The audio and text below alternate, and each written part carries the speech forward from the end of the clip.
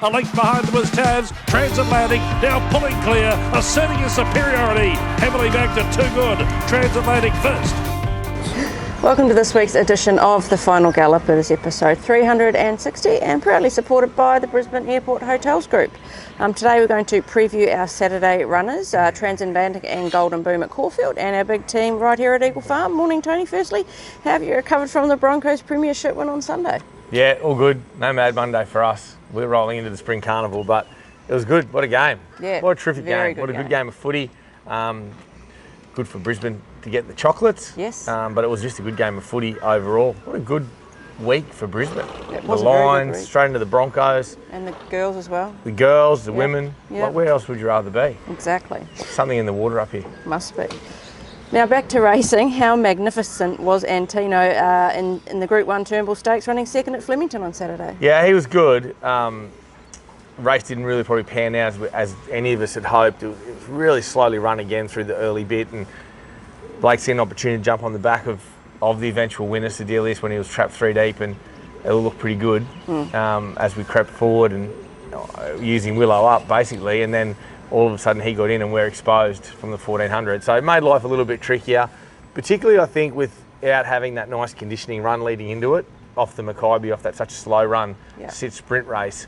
You know, those horses coming out of that race were that little bit softer. Just going to the 2000 at that elite level, when you look at Schillaci, he come off a solid run at Caulfield, that start before.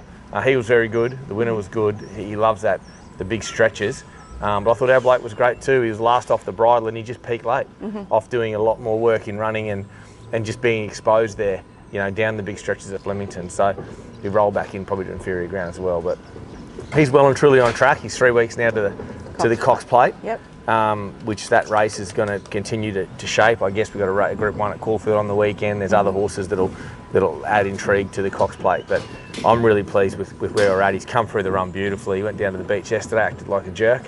But he feels $1 million. He's really come through the run well. And I think what we're seeing with him is how we'd planned the preparation, 4th up, where he absolutely peaks in his racing. We'll hopefully see that at Moonee Valley. Okay. Now on to our Saturday preview. We will start with Caulfield, where the rail will be in the true position. The track is currently a good 4, with the forecast for a shower or 2 on race days, but not really much in it. No, hopefully not. I mean, you have to get a fair bit of rain on the day to be a problem at Caulfield. It's a bit hit and miss there, to be honest. So they'll probably be wanting something because the track will get quite firm. The tracks in Melbourne have been really firm when we haven't been getting the rain. Like Flemington got to a 3 pretty early. Caulfield's been getting to a 3 early. Sandown got to a 3 really early. So these tracks down there, unless you get rain on the day, they do firm up. And I don't think a bit of rain on the day would bother either of ours. Okay, we'll start with race 7, which is the Group 1 Toorak Handicap over the mile. This race was won by Antino last year, and we have Transatlantic this year. He'll carry 56.5 kilos. Mark Zara riding barrier 9. With Ladbrokes, he's paying $7 to win and $2.45 for the place. 3rd up and ready to peak out to the mile, only just missed by the smallest of margins in his first 2 starts as preparation. Last time in the Group 3 Sandown Stakes over the 1500. Yeah, he's going well. They were in a track record at Sandown the other day too in that race. So it shows you where he's at. He all but won. He just wandered down and he all but got the ball. I actually thought he won watching the race live. So, you know, he wouldn't know that he got beat the horse. He's full of himself. He's full of beans. Going on that fortnight trajectory, it's just about keeping him improving, and that's how he looks to me. He looks great. When I seen him last week, I thought he looked fantastic. He's definitely come on from the run at Sandown. We've just kept him happy. He'll roll forward. He could be your leader here. This track played quite fast last year. Antino had to do it from the back with that lightning move, which it's well documented. Now this horse will have to do a different way. He'll have to roll up from his gate. I've got no queries with him at the mile. He's looking for the mile now. His pedigree, everything about him wants this trip. So, look, provided we can just roll into a nice enough spot, whether that's leading, whether it's outside lead, whether it's 1-1, it'll be somewhere in that first 4. And look, Mark Zara's a world-class rider, particularly in these big races. I think he'll get the sectionals right. And if that's the case, this horse can definitely win. Okay, the other race we are in at Caulfield is the Group 2 Schillaci Stakes, which is race 9, run over 1100 metres. Zoo Style ran 3rd in this race 3 years ago for us. We have Golden Boom this year, and he'll carry 58.5 kilos with Blake Shin riding barrier 3. He's paying $8 to win with Ladbrokes and $2.50 for the place. Has been gallant in both his runs as preparation. Last time just kept coming in the Group 1 Moir at Stakes at Moonee Valley and has had a dominant jump out win since. Yeah, he's not too dissimilar to Zoo Style, is he? His sort of racing style and mannerism, even the same shape. Yeah, they are. Big gangly thing that you know can really scorch over the shorter trips. This distance will suit him. This is about as far as he goes, 1100, but around a fast track like Caulfield shouldn't bother him. He's in good order. We've given him a nice space from the last run in the Moya, which he was really good. He was wide the trip and got 2 checks. And in a race where there was a lot of hard luck stories, he's run terrific. He's drawn. This is the first time he's drawn a good gate since he's been to Melbourne this prep. He should step well. He looks to have more speed than 2 horses to his inside. He'll find a fence for the first time and then be able to quicken off it. So I think he's a real chance here. It's a good race, good Schillaci. It just goes to show the depth of sprinters. If you're not in Sydney for the Everest, this second tier bunch, when you've got a horse like Giga Kick in there, like this is a good race. But he's a really good short course horse. He's shown that in his 2 runs in Melbourne. He feels great. His work Tuesday was brilliant. I think he's robbed to the mark. He's going as good as I've ever had him going, this horse. This is the best he's ever been. And with that in mind, I think he's a really good top 3 chance in a good race. Okay. Now on to our preview of our runners back home at Eagle Farm on Saturday. The rail will be in the true position. The track is currently a soft 5 with the forecast for mostly sunny and warm days ahead. Yeah, it should be good weather up here, isn't it? It's beautiful this time of the year. The nights are just crispy a little bit, and the days are beautiful. So this track it'll play fast. It'll play quick, like a good ground. But I still don't think you'll win inside 4 or 5 metres. That's pretty typical. That rail goes back to the true for whatever reason. Look, it may be a day where I'm wrong. I'm not sure, but we're probably not going to get much of an idea watching the 2-year-olds first up because they'll be all over the place. But I think just we'll stick to the normal pattern of Eagle Farm, rail true. We want to get at least 4 metres off that fence in the straight. Okay, we start in race 2, which is the Class 3 plate over 1,200 metres. 2 runners. Simply Excels is the first one, 58.5 kilos. Ryan Maloney rides, and they'll jump from barrier 7. He's paying $8 to win with Ladbrokes and $2.50 for the place. It was a solid second last start over this trip at Doomben when he was first up. Yeah, it was. It was a good run the other day. The horse won quite well. That beat him. He ran good behind it. He'll improve off that. He's found a good race. It's a pretty good Class 3 plate actually. A bit of strength to it, a bit of speed in it as well. He'll roll up on speed, whether he's outside lead or 1-1. That'll be depending on tempo and where horses find their spots. But he's a good improver, good, strong, solid horse. I got queries on the favourite Ouroboros. I got queries on him late at 1,200. Okay. I don't think we're in a rush to find down on that rail anyway. So I think we'll find a nice enough spot and he can run very well. Okay, the other runner we have is Ivy Dexstress. She'll carry 56.5 kilos. Emily Lang in the saddle, barrier 9. Ivy's paying $11 to win with Ladbrokes and $3.20 for the place. First up winner against her own sex at Doomben over the same trip. Did win dominantly second up last preparation. Yeah, and she is very adaptable. We saw her like her first start in a race. She got back and just stormed home, and then she settled closer and won, and obviously things went pear-shaped. She's come back off a big layoff the other day. She led at a very controlled gallop and got the job done. I don't see her leading here. I think we could probably just ride her a bit quieter here if we want to actually ride her to run on. And she's an adaptable mare. The barrier makes it a little bit trickier, but like I spoke about, you don't need to roll down to that, get down to that fence. You're only going to get off it again anyway. So we'll devise the best strategy we can to try and win with her. I think she's over the odds. The space from that first up run to this has been good for her. When they've had that long time off the scene, they put the big effort in straight away. It's good to give them a little bit of a break into the second up run, and she's above average, this mare. She's definitely above average. Okay, how are you splitting the two of them? Good question. I don't think there's much between them. Maybe at the price, Ivy Dexstress. Race 3 is the benchmark 70 handicap over the 1,600 metres. We'll have Blazen boots running in this with 59 kilos using Corey Sutherland's 3 kilo claim. And he's drawn barrier 11, and with Ladbrokes is paying $11 to win and $3.20 for the place. A 2-length fifth last start at Doomben over the mile. I probably went a bit quick to him back to the race. He's a horse likes his run spaced a bit. I tried to change it up a little bit because he's a bigger, stronger horse this prep, and it went against me. He was good through the line like he wanted a mile. We'd known him for 2 races, except for 2 races this Saturday. This is the better of the options, even off the wide draw. Look, he rolls up into a nice enough spot. He's either thereabouts, outside lead or 1-1. I'm happy enough to race off fence, as I've mentioned. I think the mile will suit him, and I'm surprised he's over the odds. I'm surprised he's shorter in the 1,400 than he was in this. I think he's a far better chance in this. Okay. Race 5 is the cutest 3-year-old handicap over the 1,000 metres, and we have 4 runners in this. We'll start with Forgotten Spirit, who'll carry 56.5 kilos with Emily Lang riding barrier 4. She's paying $8.50 to win and $2.50 for the place. She is having her first start for our stable, and her last start was in the Magic Millions 2-year-old Classic in January. She did win a jump out at Eagle Farm last week. Yeah, she did. She jumped out at Eagle Farm. She trialled well before that, so she has had the two hit out. She's quite fit, quite forward. In good order, this horse can race in different ways. You know, it's got back and run on. It can be thereabouts. We'll just ride her if she jumps.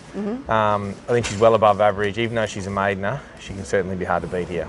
Okay, next one is Royal Mover, 56.5 kilos. Ryan Maloney rides barrier 2. With the Ladbrokes, he's paying $3.80 to win and $1.55 for the place. He won on debut last start over the same distance at the Sunny Coast. Really promising horse, so much better ridden with cover. We'll definitely ride him that way here off that low draw jump and let the speed go. Jump on the back of it and watch his change up speed. He got the job done in the maiden the other day, but that's not the perfect way to ride him. Okay. We'll certainly ride him with a sit here. I think this horse can be, he's pretty smart. It's a pretty smart horse. Next one, Making News, 55.5 kilos. Ben Thompson will take the reins and they'll jump from barrier 5. She's paying $19 to win with Ladbrokes and $4.40 for the place. She broke a maiden last start at this track and trip with the blinkers on. Yeah, blinkers were a big gear change for her and she did the job and she fought right through the line. It's a quick enough turnaround for her, 10 days. It's my only negative on her. She's in good order. I'm surprised the market's got her so far out away from the others, particularly the way she fought with those blinkers on. But yeah, it just worries me, the quick turnaround for her. That's my only concern. Okay, and the last one before anyone else, she'll carry 54.5 kilos. Daniel Moore rides, jumping from barrier 7 and paying $6 to win with Ladbrokes and $2 for the place. First up after scoring her maiden win last prep as a 2-year-old. Yeah, I'm pretty keen to ride her a bit more conservatively this prep. She's been a quick filly, went over them 800s, but I don't know if her longevity is in doing that. I don't know whether we're drawn the week, whether we can ride her much quieter too is the only issue, but I'd love to ride her with a bit of cover. You see the last trial we give her at Deegan, she actually was in and she was settling nice and young Will was on her and he popped out and went round, but I think she would have settled quite nicely where she was and I'd love to ride her to finish off. I think she's above average, this filly, but she's still working it out and we're still working out exactly how to race. The top 2 in the market, or the second, the Forgotten Spirit and Royal Mover. Royal Mover are the two clear picks for me. I think the other 2 are behind them at this stage. Okay. Race 8 is the listed Queensland Cup over the 2,400 metres. We'll have Queen Air running in at 53 kilos, Ben Thompson in the saddle. And they have drawn barrier 9. Queen Air's paying $7 to win and $2.05 for the place with Ladbrokes. Midfield finishes in all 3 runs back this preparation, but has had excuses in all of them. Covered a lot of ground last start in the Toowoomba Cup. Just never got in, never settled down the hill, just really messy. Just want to ride her back to settle here. She's just got to relax early. It's as simple as that. She's got to get a softer run in transit and she can finish off. I've got no worries with her at the 1.5 miles. She's very fit. This is the fittest she's been all prep. She looks fantastic, but she's just got to be ridden to settle early. If she can settle, she can certainly turn the tables. Race 9 is the Class 6 plate over 1,200 metres. We have 2 runners. First one we'll talk about is Blakmax, who'll carry 60 kilos with Rory Hutchins riding barrier 5. And Blakmax is paying $81 to win and $13 for the place. First up and usually does need a run. Has had a couple of trials and jump outs to prepare though. Yeah, they've been pretty plain in all of them. Max has got to step up and show us something on Saturday. Okay, the other runner we have is about to explode, 58.5 kilos, Ben Thompson, barrier 11. With Ladbrokes, he's paying $7.50 to win and $2.50 for the place. 2 big wins, then was too far back and wide on Toowoomba Weewood Day. Yeah, ignore the Toowoomba run, definitely can run well here. Got good respect for the favourite at the short odds. This was a smart horse, Eagle Farm will suit him, True Rail suits him. You'll see a big improvement from Toowoomba. So he's clearly on top. Clearly on top. Clearly on top. Race 10 is the listed Tattersalls Members Cup over the 1,400 metres, a race you won back with Silvera back in 2019. We have 4 runners this year. We'll start with Let's Roll the Dice, who's looking for the food that I'm standing on. He'll carry 56.5 kilos with Ryan Maloney riding barrier 12. With Ladbrokes, he's paying $61 to win and $11 for the place. Was disappointing first up at the Gold Coast after a very long break and did sustain a black eye in the run as well. Yeah, just a lot of kick back in his face there. That could have helped him not show his best. I want to see him show his best here. The track will suit. bigger track will suit him. At his best could run on. I want to see that he's still got his best in him. The next one is Amur. He'll carry 54.5 kilos. Benny Thompson rides barrier 9. He's paying $7 to win with Ladbrokes and $2.35 for the place. Been in the money his past 3 starts, first, a second and then a third last start by only a length at the Gold Coast. Yeah, back down in weight suits him. Ben will ride him well. He's rolling up on speed horse, can take advantage of his own tactical speed. Run really well here, this horse. Okay, third one, Substantial. He'll carry at 53 kilos with Jason McMurray riding barrier 2.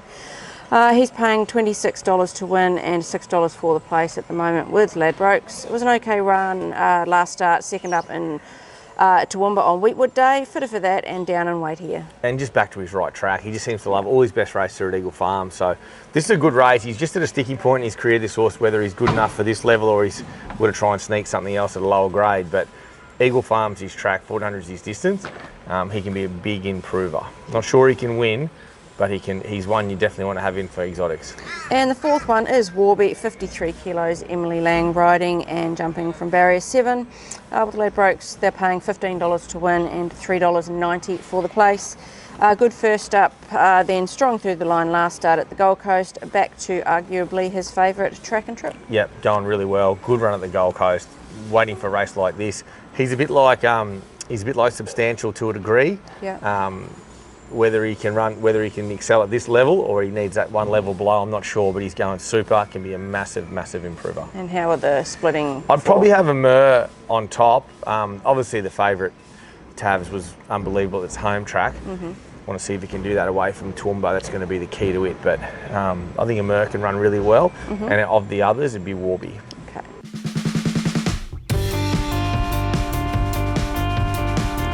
Okay, we are into the final furlong of this week's Final Gallop. Who is your best winning chance at either Caulfield or Eagle Farm on Saturday?